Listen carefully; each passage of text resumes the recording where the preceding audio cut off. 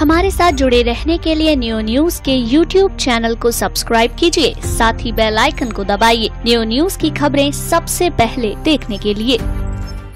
एक और जहां भारतीय जनता पार्टी अपने संगठन को मजबूत करके जनता का भरोसा हासिल करना चाह रही है, तो वहीं दूसरी ओर पार्टी के अंदर ही विरोध और विद्रोह के स्वर सुनाई दे रहे हैं। दरअसल मामला जिला और नगर इकाई के पदाधिकारियों की घोषणा से जुड़ा हुआ है। पार्टी के वरिष्ठ नेता चिंताहरण चतुर्वेदी और भूपेंद्र चौधरी ने जिले और नगर की इकाई के गठन को असंवैधानिक बताते हुए इस पर प्रश्न चिन्ह लगा दिया है। पूर्व महामंत्री चिंताहरण चतुर्वेदी ने कहा कि जिले और महानगर की इकाई के गठन की संवैधानिक व्यवस्था को ताक पर रखकर इसमें महिलाओं और SC/ST वर्ग के कार्यकर्ताओं को उचित स्थान नहीं दिया गया है। उन्होंने यह सवाल भी उठाया कि मथुरा वृंदावन महानगर से संबंध रखने वाले अधिकांश पदाधिकारियों को आखिर जिले की इकाई में स्थान क्यों दिया गया। आपत्ति कोई नहीं है। जो दोनों लिस्ट जिलाध्यक्ष नगेंद्र सिकरवार जी और महानगर अध्यक्ष चेतन स्वरूप पारासर जी द्वारा जो नई टीम घोषित की गई है, वो टीम संविधान के विरुद्ध है और असंवैधानिक है, क्योंकि संविधान के पृष्ठ संख्या 8 श्रेणी गा में स्पष्ट उल्लेख किया गया है कि टीम में 8 उपाध्यक्ष, 8 मंत्री, 4 महामंत्री, 1 कोषाध्यक्ष बनाए जाएंगे। साथ में 7 महिला पदाधिकारियों का होना अनिवार्य है। 2 अनुसूचित जाति के कार्यकर्ताओं का उस टीम में पदाधिकारी बनाया जाना भी संवैधानिक रूप से अनिवार्य है। तो जो टीम घोषित की गई है वो टोटल संविधान के विरुद्ध है, इसलिए वो असंवैधानिक है। और मेरा ये मानना है कि यदि अनजाने में की गई है तो उसमें गलती स्वीकार की जा सकती है, और यदि जानबूझकर की गई है तो पार्टी में संविधान से बड़ा कोई भी कार्यकर्ता, चाहे वो बूथ का हो या राष्ट्र का हो, संविधान से बढ़कर कोई नहीं। और जानबूझकर यदि कोई संविधान के विरुद्ध कार्य करता है तो निश्चित रूप से वो अनुशासनहीनता की परिधि में भी आता है, ये मेरा मानना है। दूसरा एक सैद्धांतिक विषय है।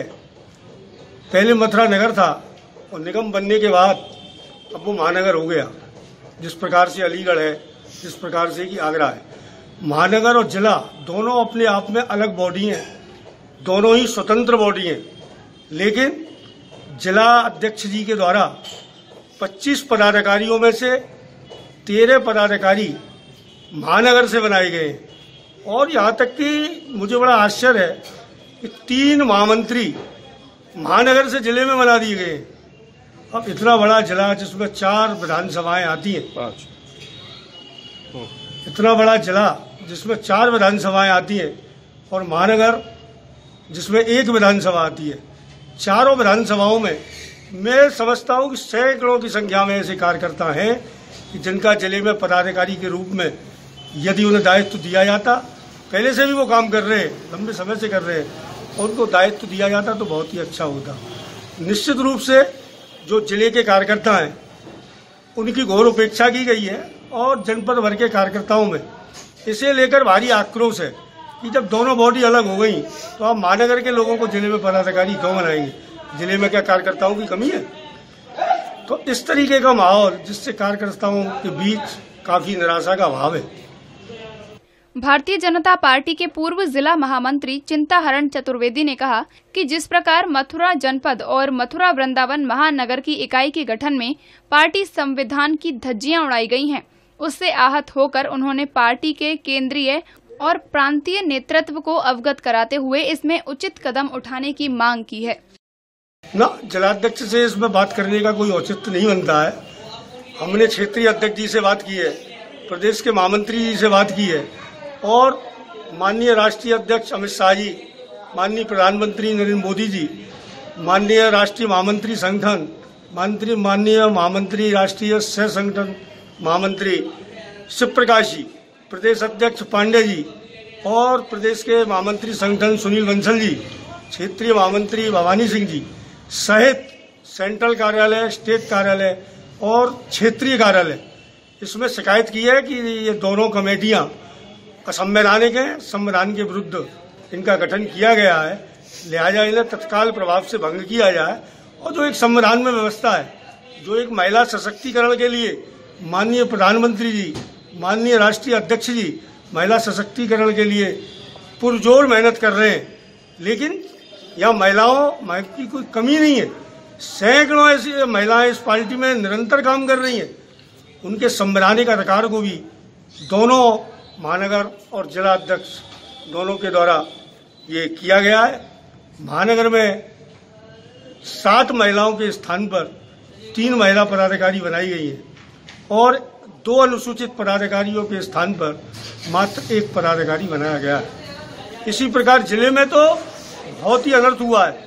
7 महिलाओं के स्थान पर मात्र 1 महिला पदाधिकारी और 2 जो अनुसूचित जाति से पदाधिकारी बनते थे उनमें से 1 भी नहीं। ये पार्टी जन जन की पार्टी है।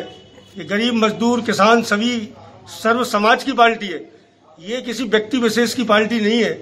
पार्टी संविधान के अनुसार और पार्टी की एक व्यवस्था है, उसके अनुसार पार्टी चलती है। यदि कोई ये सोचे कि ये मेरी व्यक्तिगत पार्टी है और मैं जो चाहूंगा वो होगा, इसलिए हम संगठन के पुराने कार्यकर्ता हैं और इस संगठन में इस प्रकार का कोई गलत काम हो रहा है तो नेतृत्व को बताना ये हमारी ड्यूटी बनती है और उस काम को किया है। और मुझे लगता है कि नेतृत्व निश्चित रूप से दोनों इकाइयों को भंग करेगा, ऐसा मुझे विश्वास है और संविधान के मुताबिक दोनों ही इकाइयों का पुनर्गठन होगा। और मैं जनपद भर के, जिला और महानगर के जो भी पुराने कार्यकर्ता हैं, जिन कार्यकर्ताओं ने इस पार्टी को खून पसीने से सींचा है, उनसे ये अपील करना चाहूंगा कि वो ऐसे यदि घर बैठे रहे तो ये पार्टी लुट जाएगी। इस पार्टी को लूटने से बचाने के लिए पुराने कार्यकर्ताओं को, पार्टी के सक्रिय कार्यकर्ताओं को, पार्टी के निष्ठावान कार्यकर्ताओं को निश्चित रूप से आगे आकर संगठन में अपने नेतृत्व के सामने अपनी बात को निश्चित रूप से रखना होगा। नहीं तो मुझे लगता है नए लोग जो भी 6 महीने साल भर हुए पार्टी ज्वाइन की है, पार्टी को विस्तार देना ये पार्टी की सोच में होता है। लेकिन जो सपा से, लोकदल से, कांग्रेस से जो लोग कार्यकर्ता आए, उनके लिए मंडल में काम करने के लिए बहुत जगह है। उनको मंडल में जिम्मेदारी दी जा सकती है, उनको मोर्चा प्रकोष्ठों में जिम्मेदारियां दी जा सकती हैं, लेकिन सीधे सीधे उनको जिले में पदाधिकारी बना देना, महानगर में पदाधिकारी बना देना, ये पार्टी की रीति, नीति और संविधान के विरुद्ध। भारतीय जनता युवा मोर्चा के पूर्व क्षेत्रीय अध्यक्ष भूपेंद्र चौधरी ने भी जिले और नगर की इकाई के गठन को असंवैधानिक बताया। उन्होंने स्पष्ट शब्दों में कहा कि या तो जिलाध्यक्ष और महानगर अध्यक्ष की अनुभवहीनता और अज्ञानता है या फिर पार्टी में सब कुछ ठीक नहीं चल रहा है।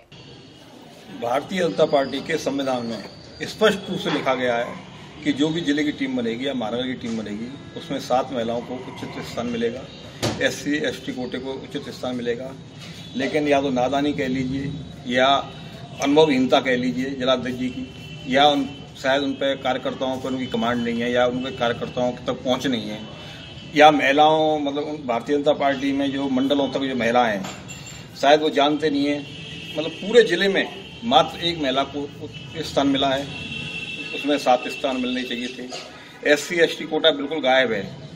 तो संविधान के हिसाब से टीम बिल्कुल असंवैधानिक है। तो मैं तो इतना कहना चाहता हूं कि भारतीय जनता पार्टी में जिले में पूरे 4 विधानसभाएं, चारों विधानसभाओं में कार्यकर्ताओं की कोई कमी नहीं है। लेकिन नगेंद्र सिकवाल जी ने महानगर के 25 कार्यकर्ताओं, 25 जो टीम में जो 25 लोग हैं उसमें से 13 या 14 लोग महानगर के लोग हैं, उनको जिले की टीम में स्थान दिया है।